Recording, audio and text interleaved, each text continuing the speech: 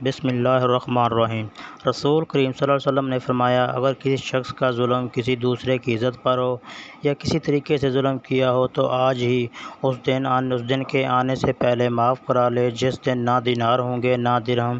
بلکہ اس کا کوئی نیک عمل ہوگا جو اس کے ظلم کے بدلے وہی لے لیا جائے گا۔ اگر کوئی نیک عمل اس کے پاس نہیں ہوگا تو اس کے ساتھ ہی مظلوم کی برائیاں اس پر ڈال دی جائیں گی۔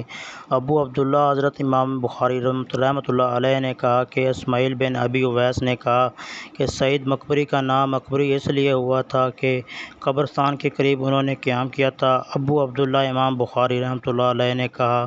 سعید مقبری ہی بنی لیث کے غلام تھے، پورا نام سعید بن ابن سعید اور ان کے والد کا نام ابو سعید کے نام سے۔ عتبہ بن ربیعہ کی بیٹی ہند رضی اللہ تعالیٰ عنہ حاضر خدمت ہوئیں اور عرض کیا، یا رسول اللہ، ابو سفیان رضی اللہ تعالیٰ عنہ جو ان کے شوہر تھے وہ بہت بخیل ہیں، تو کیا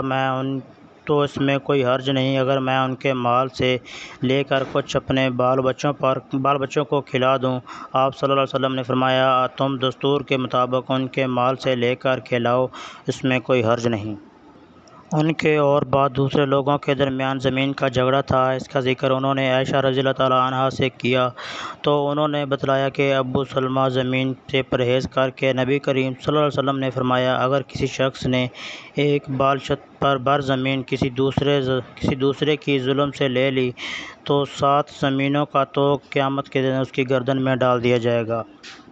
ہمیں نبی کریم صلی اللہ علیہ وسلم نے 7 چیزوں کا حکم فرمایا اور 7 ہی چیزوں سے منع بھی فرمایا تھا۔ جن چیزوں کا حکم فرمایا تھا ان میں سے انہوں نے مریض کی عیادت، جنازے کے پیچھے چلنا، چھینکنے والے کا جواب دینا اور سلام کا جواب دینا، مظلوم کی مدد کرنا، دعوت کرنے والے کی دعوت قبول کرنا اور ہر قسم پوری کرنے کا ذکر۔ میں نے رسول کریم صلی اللہ علیہ وسلم سے سنا ہے، آپ صلی اللہ علیہ وسلم نے فرمایا، جس نے کسی زمین ظلم سے لی تو اسے قیامت کے دن 7 زمینوں کا طوق پہنایا جائے گا۔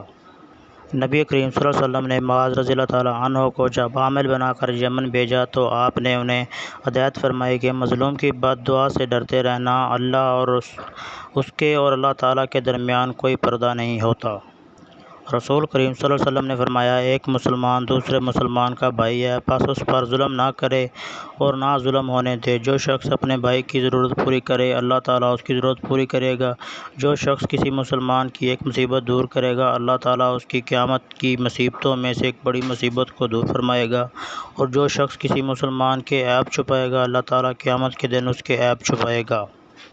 ہم نے نبی کریم صلی اللہ علیہ وسلم سے عرض کیا، آپ ہمیں مختلف ملکوں والوں کے پاس بھیجتے ہیں اور بعض دفعہ ہمیں ایسے لوگوں میں اترنا پڑتا ہے جو ہماری ضیافت بھی نہیں کرتے، آپ اس موقع پر کیا ہدایت ہے؟ آپ صلی اللہ علیہ وسلم نے فرمایا، اگر تمہارا قیام کسی قبیلے میں ہو اور وہ تم سے ایسا برتاؤ کیا جائے کہ جو کسی مہمان کے لیے مناسب ہے اور تم اسے قبول کر لو، لیکن اگر وہ نہ کریں تو تم خود مہمانی کا حق ان سے وصول کر لو۔ رسول کریم صلی اللہ علیہ وسلم کی خدمت میں دودھ یا پانی پیش کیا گیا، آپ صلی اللہ علیہ وسلم نے اسے پیا اور آپ کے دائیں طرف ایک لڑکا تھا اور بائیں طرف ایک بڑی عمر والے تھے۔ لڑکے سے آپ صلی اللہ علیہ وسلم نے فرمایا، کیا تم مجھے اس کی اجازت دو گے کہ ان لوگوں کو یہ پیالہ دے دوں؟ لڑکے نے کہا، نہیں، اللہ کی قسم یا رسول اللہ، آپ کی طرف سے ملنے والے حصے کا احصار میں کسی پر نہیں کر سکتا۔ راوی نے بیان کیا کہ آخر رسول کریم صلی اللہ علیہ وسلم نے وہ پیالہ لڑکے کو دے دیا۔